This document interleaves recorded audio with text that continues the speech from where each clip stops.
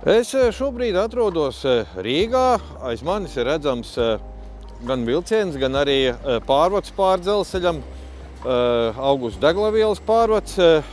Bet šoreiz nestāstīšu par pārvadu, bet Patriotu nedēļas ietvaros par bruņu vilcieniem, tieši par Latvijas armijas bruņu vilcieniem, jo faktiski tie jau arī spēlēja vienu no izšķirošajām lomām mūsu cīņā par neatkarību, par tās nosargāšanu, jo, protams, 1918. gada 18. novembrī Latvijas armija vēl nebija un arī bruņuvilcieni vēl nebija, bet jau gadu vēlāk, tad, kad risinājās izšķirošie notikumi Rīgā un faktiski arī daudz kur citur Latvijā, Latvijas armijas rīcībā bija jau 2 bruņuvilcieni.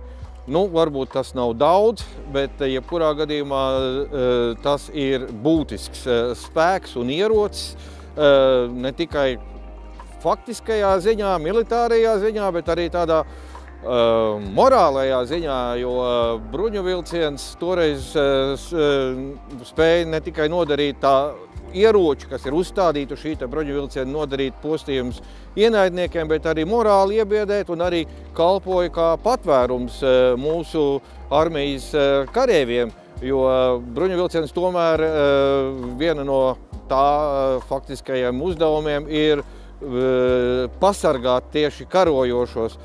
Un kāpēc es stāvu tieši šeit?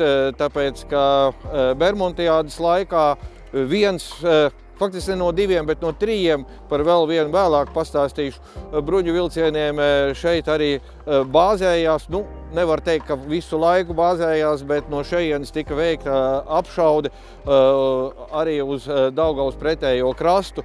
Lieta tāda, ka bruņu vilcienu ieroči nevienmēr var tikt pagriezti nepieciešamajā leņķī, un tāpēc te bija jāmanevrē un jāatrod pareizais leņķis, lai varētu šaut un vairāk vai mazāk precīzi trāpīt ienaidnieku pozīcijām.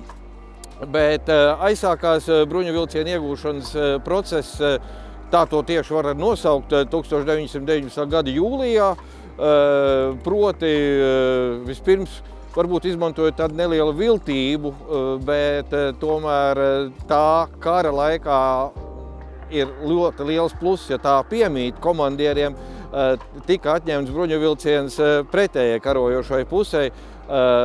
Tobrīd faktiski tas bija jau Bermonta grupējums Rietumu brīvprātīgās armijas ietvaros, un šis bruņuvilciens arī tika nodēvēts par pirmo Latvijas bruņuvilcienu. Paralēli tam faktiski vienlaicīgi Zīlānu stacijā pie Krustpils tika uzbūvēts arī otrs bruņuvilciens.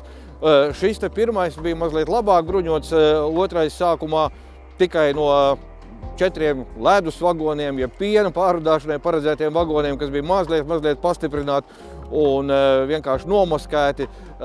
Tas vairāk, protams, atgādināja parastu dzelzceļa sastāvu, bet jebkurā gadījumā arī tika nodēvēts par bruņuvilcienu, un vēlāk jau šeit, kad tas atradās novembrī, tas jau bija diezgan nopietni bruņots un arī apbruņots.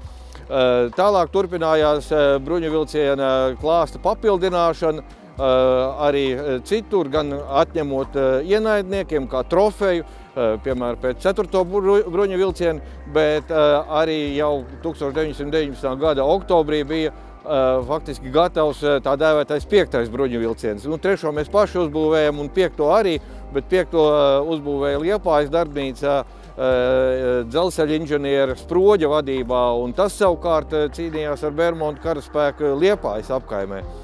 Faktiski jau pateicoties izvērstajam dzelzceļu tīklam Latvijā, bruņu vilciens varēja operatīvi pārgrupēt un nomainīt to atrašanās vietu, jo arī paralēli Bermontiādei risinājās kaujas ar padomju sarkano jau armiju Latgalē, un tādējādi bruņuvilcieni bija ik pa laikam jāpārsviež no vienas vietas uz otru. Nu, vienīgā problēma bija dažādais sliežu platums, kas Pirmā pasaules kara laikā jau bija šeit parādījies, un līdz ar to vajadzēja operatīvi pārlikt no viena sliežu platuma uz citu sliežu platumu.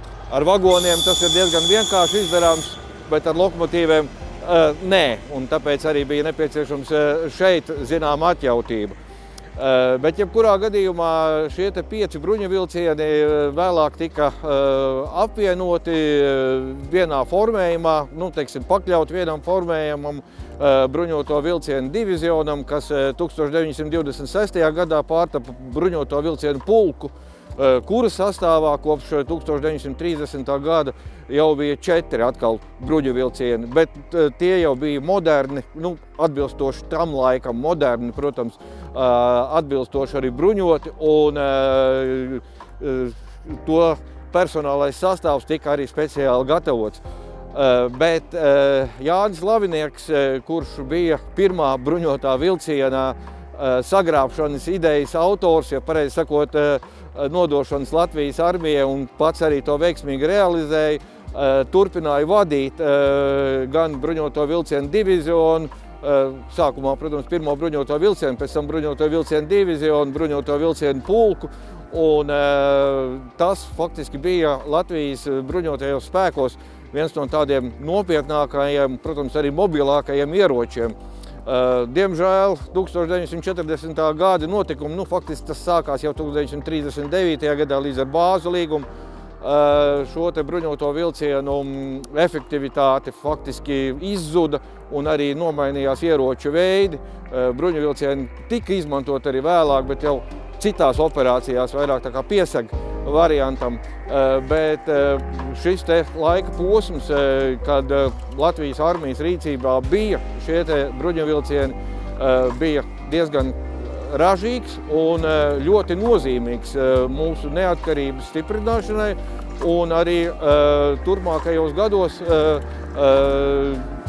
par šo te periodu tika daudz spriests un rakstīts, un tas tika uzsvērts kā piemērs.